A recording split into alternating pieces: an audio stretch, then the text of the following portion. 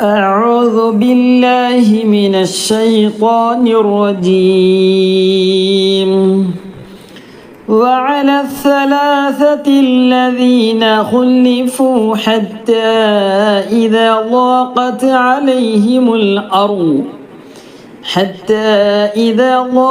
عليهم الأرض بما رحبت وضاقت عليهم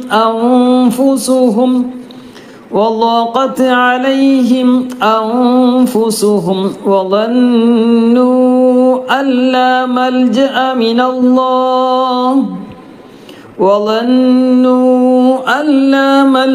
من الله إلا إليه ثم تاب عليهم ليتوبوا إن الله هو التواب الرحيم. يا أيها الذين آمنوا اتقوا الله وكونوا مع الصادقين. ما كان لأهل المدينة ومن حولهم من الأعراب أن يتخلفوا عن رسول الله ولا يرغبوا بأنفسهم عن نفسه، ذلك بأنهم لا يصيبهم ظمأ ولا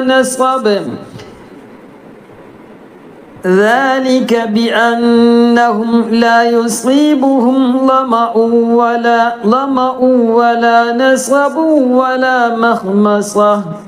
ولا مخمصة في سبيل الله ولا يطعون موطعا يغيظ الكفار ولا ينالون من عدو نيلا إلا كتب لهم به عمل صالح إن الله لا يضيع أجر المحسنين. ولا ينفقون نفقة صغيرة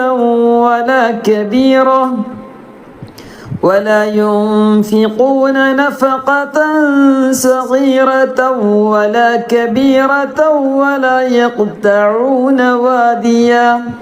ولا يقطعون واديا إلا كتب لهم ليجزيهم الله أحسن ما كانوا يعملون.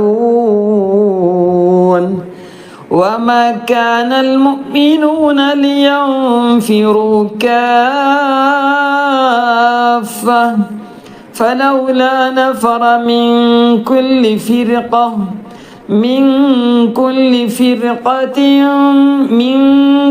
فرقة منهم طائفة ليتفقهوا في الدين ولينذروا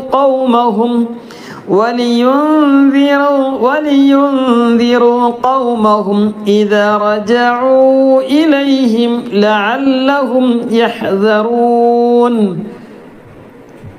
يا أيها الذين آمنوا قاتلوا الذين يلونكم من الكفار وليجدوا فيكم غلظة واعلموا أن الله مع المتقين.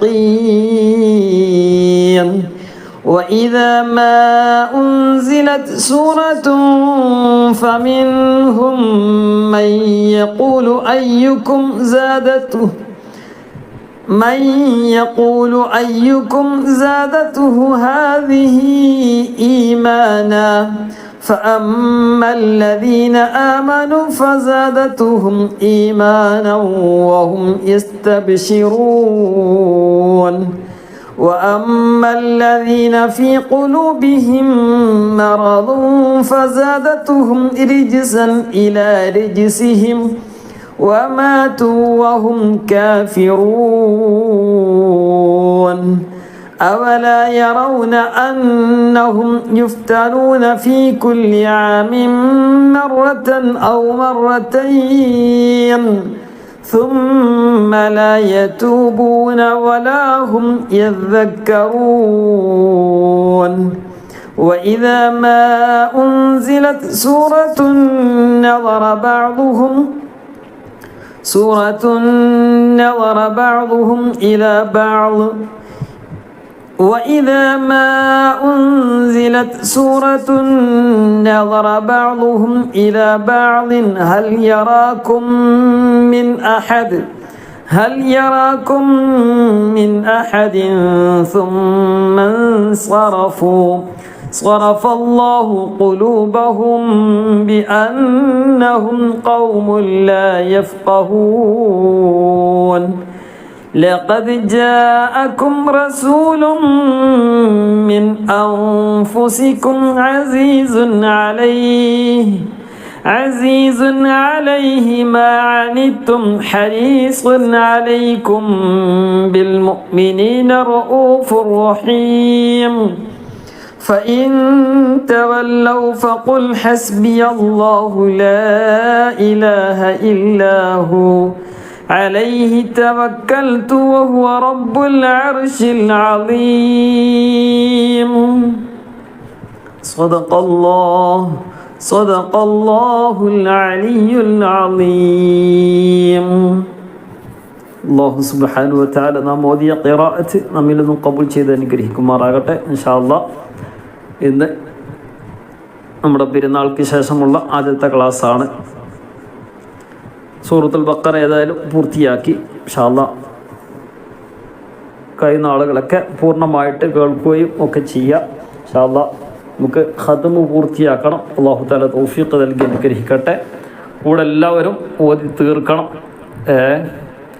പിന്നെ ഒന്ന് വിട്ടുപോയാൽ പിന്നെ ഇങ്ങനെ ഇടയ്ക്കിടയ്ക്ക് ഇങ്ങനെ ഓരോന്നിങ്ങനെ വിട്ടുപോയാൽ പിന്നെ അത് പ്രയാസമാകും. അപ്പോൾ അത് നമുക്ക് കൂടുതലാകുമ്പോൾ പിന്നെ അത് ഒരു മടുപ്പ് വരും. അപ്പോൾ എന്ത് ചെയ്യുക, ഓരോ ദിവസം അയക്കുന്നതൊക്കെ കഴിവിൻ്റെ പരമാവധി അതാ ദിവസങ്ങൾ അല്ലെങ്കിൽ വിട്ടുപോയതൊക്കെ എന്ത് ചെയ്യുക, പെട്ടെന്ന് തന്നെ തീർത്ത് പാരായണം ചെയ്യുക. അല്ലാഹു തആല ഖബൂൽ ചെയ്ത് അർഹമായ പ്രതിഫലം നൽകി അനുഗ്രഹിക്കുമാറാകട്ടെ. ഇൻഷാ അല്ലാഹ് ഒരുപാട് ആളുകൾ ദുആ ചെയ്യാൻ വേണ്ടി പറഞ്ഞിട്ടുണ്ട്. പ്രത്യേകിച്ച് നമ്മുടെ പ്രേക്ഷകരിൽ ഒരാളായ സൈഫുന്നീസ എന്ന് പറയുന്ന ഒരു ഉമ്മ, ഒരു സഹോദരി. ആ സഹോദരിയുടെ ഭർത്താവ് കഴിഞ്ഞ ദിവസം മരണപ്പെട്ടു എന്ന് പറഞ്ഞു. അല്ലാഹു തആല ആ സഹോദരൻ്റെ ഖബർ ജീവിതം റാഹത്തിലും സന്തോഷത്തിലും ആക്കി കൊടുക്കുമാറാകട്ടെ.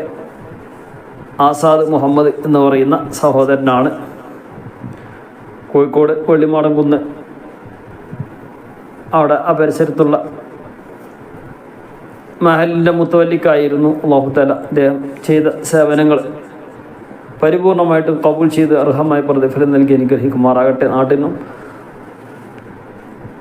നാട്ടുകാർക്കൊക്കെ പല നിലക്കും ഒക്കെ എല്ലാ നിലക്കും സപ്പോർട്ട് ചെയ്യുന്ന ഒരു സഹോദരനായിരുന്നു. അല്ലാഹു തആല എല്ലാം കൊണ്ടും അർഹമായ പ്രതിഫലം നൽകി അനുഗ്രഹിക്കുമാറാകട്ടെ. അവർ ചെയ്ത എല്ലാവിധ ഖിദ്മകളും അല്ലാഹു തആല പരിപൂർണമായിട്ടും ഖബൂൽ ചെയ്ത് അവരെ ഖബറിലേക്ക് ഇനാസ് എത്തിച്ച് നൽകി അനുഗ്രഹിക്കുമാറാകട്ടെ. നമുക്ക് ഓതിയ അതിനൊക്കെ മിസ്ൽ സവാബ് അല്ലാഹു തആല അദ്ദേഹത്തിൻ്റെ ഖബറിലേക്ക് എത്തിച്ച് വെളിച്ചം നൽകി അനുഗ്രഹിക്കുമാറാകട്ടെ. അതുപോലെ തന്നെ നമ്മിൽ നിന്നും പലരും മരണപ്പെട്ടു പോയിട്ടുണ്ട്. അല്ലാഹു തആല അവർക്ക് ഖബറിലേക്ക് എത്തിച്ച് നൽകി അനുഗ്രഹിക്കുമാറാകട്ടെ.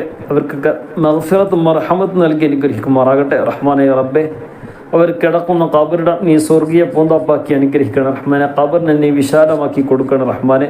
ഞങ്ങളാക്കിയ പോറ്റി വളർത്തി ഞങ്ങളെ മാതാപിതാക്കൾ, ഭക്ഷണം തന്നവർ, സഹായിച്ചവർ, സഹകരിച്ചവർ റഹ്മാനെ റബ്ബേ, ആരെല്ലാം മരണപ്പെട്ടു പോയിട്ട് അവർക്കൊക്കെ നീ മഗ്ഫിറത്ത് നൽകണേ അല്ലാഹ്, മർഹമത്ത് നൽകണേ റഹ്മാൻ. ജീവിച്ചിരിക്കുന്ന എല്ലാ ആളുകൾക്കും നീ ആഫിയത്തും ദീർഘായുസ്സും സിഹത്തും ഖുവ്വത്തും നീ പ്രദാനം ചെയ്ത് അനുഗ്രഹിക്കണം റഹ്മാൻ. ഞങ്ങളിൽ നിന്ന് പലരും ഹജ്ജിന് പോയി കർമ്മങ്ങളൊക്കെ ചെയ്ത് അൽഹംദുലില്ലാ റാഹത്തായിട്ട് ഇനി സിയാറത്തും ഒക്കെ ചെയ്ത് റാഹത്തായിട്ട് തിരിച്ചു വരണം റഹ്മാനെ റബ്ബെ. ആഫിയത്തും ദീർഘായുസ്സും നീ പ്രദാനം ചെയ്യണം റഹ്മാനെ. നല്ല റാഹത്തായിട്ട് സന്തോഷത്തിലായിട്ട് കുടുംബത്തിൽ ചേരാനുള്ള തൗഫീഖ് നീ പ്രദാനം ചെയ്യണം റഹ്മാനെ. ഞങ്ങൾക്കും വരുന്ന വർഷങ്ങളിലായിട്ട് ഈ വർഷങ്ങളിലായിട്ട് ഉംറയും അതുപോലെ തന്നെ ഹജ്ജൊക്കെ ഇൻഷാ അല്ലാഹ് പൂർത്തീകരിക്കണം റഹ്മാനെ റബ്ബ്. അതിനൊക്കെയുള്ള എല്ലാ വഴികളും നീ തുറന്നു തന്ന് ഞങ്ങൾക്ക് നീ തൗഫീഖ് നൽകണം റഹ്മാനെ. അതിനുള്ള സാഹചര്യം നീ നൽകി അനുഗ്രഹിക്കണം റഹ്മാനെ. ഞങ്ങളുടെ സമ്പത്തിൽ, ഞങ്ങളുടെ ആരോഗ്യത്തിൽ നീ അഭിവൃദ്ധി നൽകണം റഹ്മാനെ.